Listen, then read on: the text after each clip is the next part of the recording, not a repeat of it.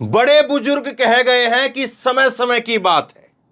एक समय था जब नरेंद्र मोदी जहां पर रैली करते थे, जहां पर यात्रा करते थे, जहां पर पैर रखते थे, जहां पर रोड शो करते थे, वहां पर बीजेपी की बल्ले बल्ले हो जाती थी।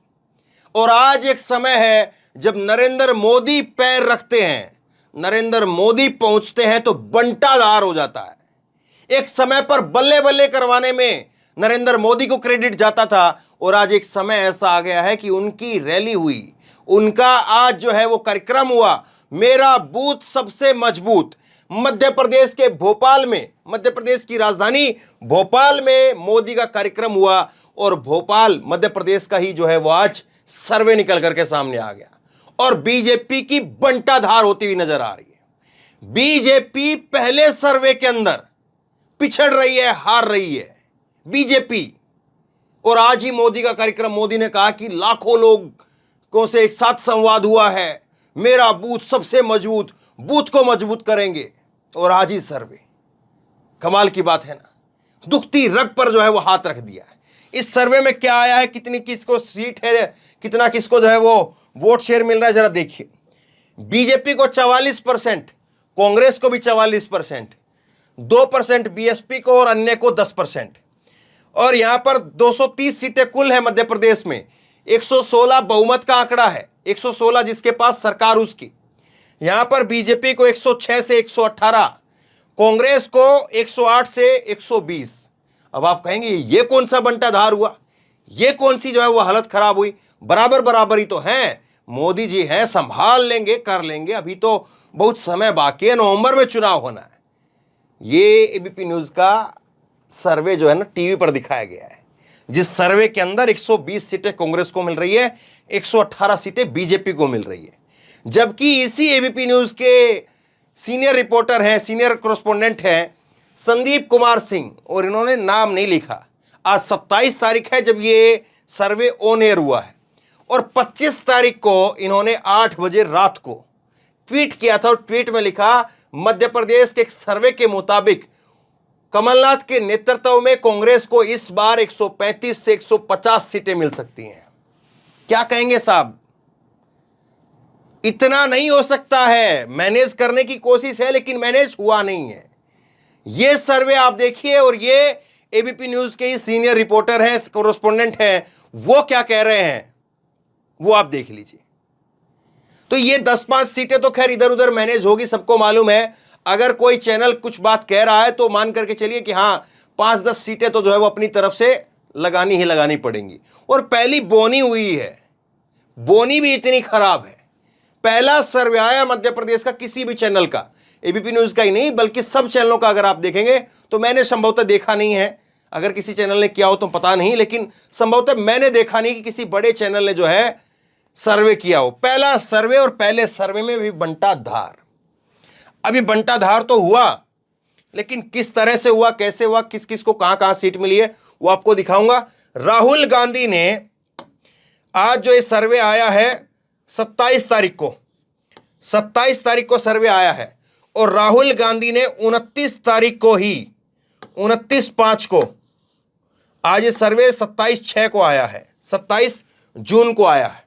राहुल गांधी ने 29 मई को कह दिया था 150 सीट आएंगी। सुनिए जरा राहुल गांधी क्या कह रहे हैं। अभी हमारा डिस्कशन हुआ, लंबा चौड़ा डिस्कशन हुआ, और हमारे इंटरनल असेसमेंट है कि 136 मिली कर्नाटक में।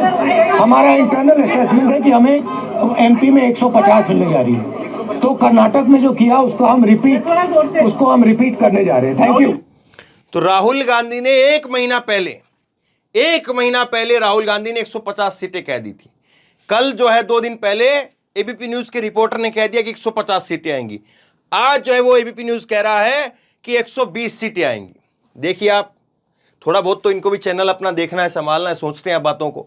अब यहां पर जीतू पटवारी कह रहे हैं, कांग्रेस के नेता रहे कांग्रेस की सरकार में, वो कह रहे हैं कि 150 सीटें आएंगी, जनता का परिवर्तन तैयार है। मुद्दा जो है बता रहे करप्शन है, करप्शन मुद्दा है, 50% करप्शन का मुद्दा है। और इसीलिए जो है सतपुड़ा भवन भोपाल के अंदर, और जिस भवन से करीब जो है वो 250-300 मीटर की दूरी के ऊपर भोपाल का फायर का हेडक्वार्टर है, फायर ब्रिगेड का हेडक्वार्टर है, 250-300 मीटर की दूरी पर फायर ब्रिगेड का हेडक्वार्टर जिससे 250-300 मीटर की दूरी पर था, उसके बगल में सतपुड़ा भवन है, पूरा बड़ा भवन है, पूरी विस्तार से खबर मैंने आपको बताई थी। और उस भवन में जो है वो आग लग जाती है, आग काबू में नहीं आती है। आग को बुलाने के लिए, आग को बुझाने के लिए जो है वो सेना को और एयरपोर्ट से जो है मदद ली जाती है। तब जाकर के सुबह की लगी हुई आग जो है, दोपहर की लगी हुई आग, वो रात तक जो है वो बुझती है और तीसरे चौथे फ्लोर से जो है आग की शुरुआत होती है और वो छठे फ्लोर तक चली जाती है।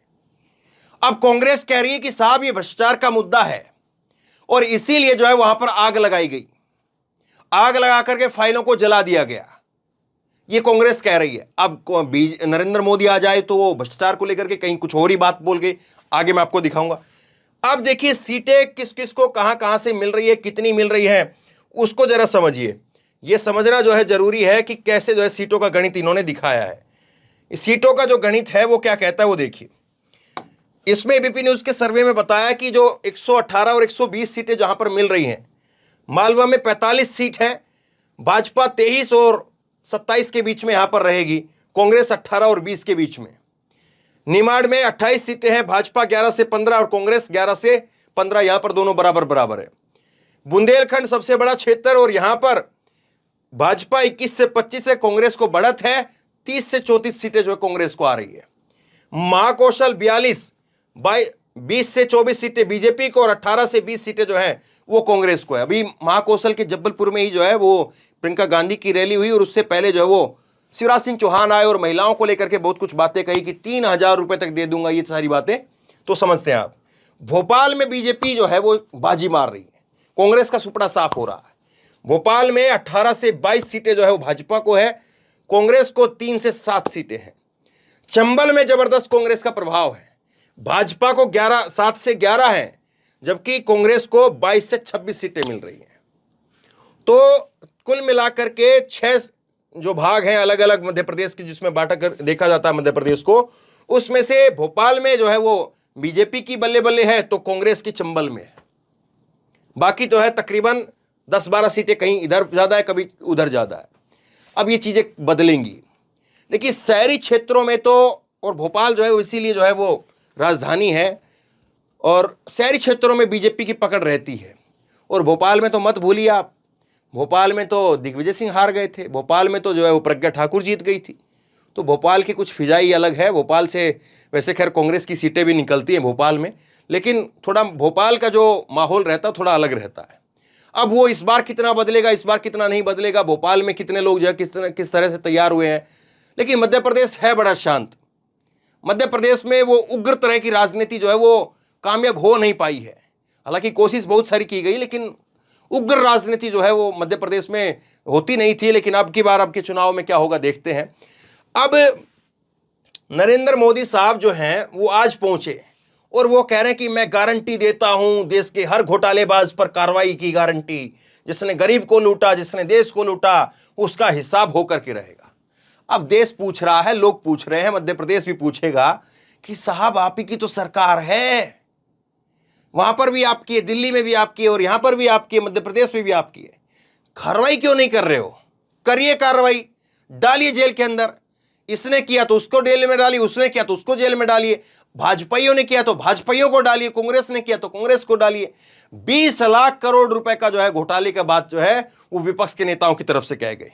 और मैंने तो कहा भी कि होना चाहिए 20 लाख करोड़ रुपए जो है, अगर नरेंद्र मोदी ये मानते हैं 20 लाख करोड़ रुपए, अगर नरेंद्र मोदी मानते हैं कि विपक्ष ने घोटाला किया है 20 लाख करोड़ का, तो यह होना चाहिए कि कांग्रेस के सारे नेताओं को या विपक्ष के जितने नेता, उन सबको मोदी सरकार को फास्ट ट्रैक एक पूरा जो है सिस्टम बनाना चाहिए और फास्ट ट्रैक सिस्टम के तहत उन सब से जो है रिकवरी करनी चाहिए।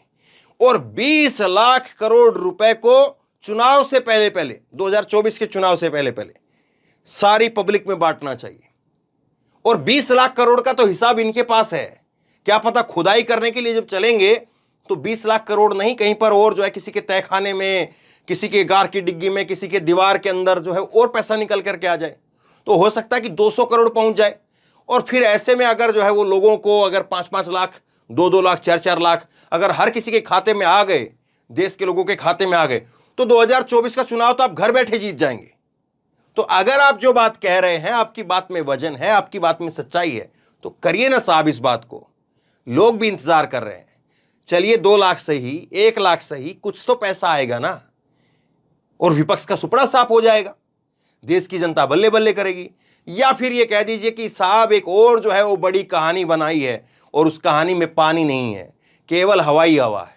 खैर, अब दूसरी बात आप देखिए, भोपाल में ये जो है आज कार्यक्रम हुआ। गजब की बात जो ये रही कि नरेंद्र मोदी जी ने ट्वीट किया, और नरेंद्र मोदी जी का स्क्रीनशॉट मैंने लिया था 11/54 पर, और उस स्क्रीनशॉट में जो है वो दिख रहा था कि 386 लोग मोदी जी को, करीब 90 मिलियन लोग जो है वो ट्विटर पर फॉलो करते हैं, करीब, वैसे 89 समथिंग है, इतने लोग जो है फॉलो करते हैं, और 300 लोग, 400 लोग वो लाइव देख रहे हैं।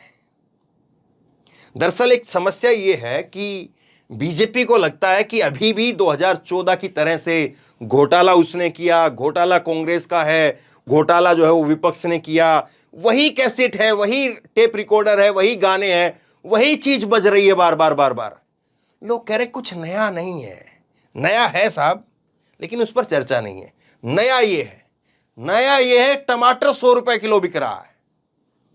अब गरीब आदमी जो है वो सेब खाएगा, संतरा खाएगा कि टमाटर खाएगा, गरीब आदमी को सोचना है।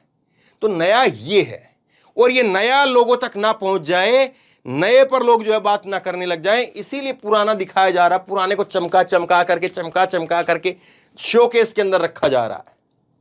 बार बार घोटाले के ऊपर पर्दा मारते हैं, पेंट सेंट करते हैं, फिर जो है वो नई बोतल में डालते हैं, नई बोतल में डाल करके फिर दिखाते हैं कि देखो घोटाला है, देखो घोटाला है, देखो घोटाला है, बार बार कलाबाजी करके दिखा रहे हैं। तो वो इसलिए कि लोगों का ध्यान इस पर ना जाए। लेकिन लोग टमाटर तो खाते हैं साहब। अब वो बात अलग है कि निर्मला सीतारमण कह दे कि मैं टमाटर नहीं खाती हूं, लहसुन प्याज पर उन्होंने बोल दिया था। तो सीधी सी बात है, आज यहां पर जो है वो जो सर्वे आ रहा है, और सर्वे जो है मोहर लगा रहा है, सर्वे जो बता रहा है, उसके पीछे भाजपा को सोचना पड़ेगा।